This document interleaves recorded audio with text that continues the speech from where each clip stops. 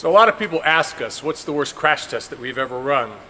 Well, that's a hard question to answer because there have been a lot of bad crash tests in the 25 years or more that we've been crashing cars. But one of the more memorable worst crash tests was this moderate overlap crash of the 1997 Pontiac Transport. You don't really need an engineering degree to understand that that's not a good result. Normally, the driver's legs would be in this area right here, and you can see that area is completely collapsed. In the test, we measured really high forces on the dummy's legs, and we also measured some really high forces on the dummy's neck when the steering column was driven back into his face, despite the timely deployment of the airbag.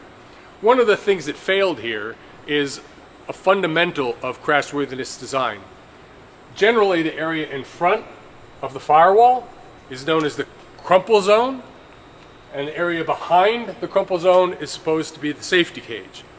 And in basic crashworthiness design, the crumple zone should crumple and the safety cage should stay intact.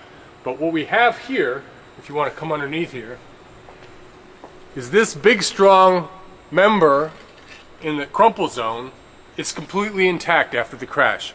Instead of crumpling as it should have, it was driven straight back into the dummy's legs.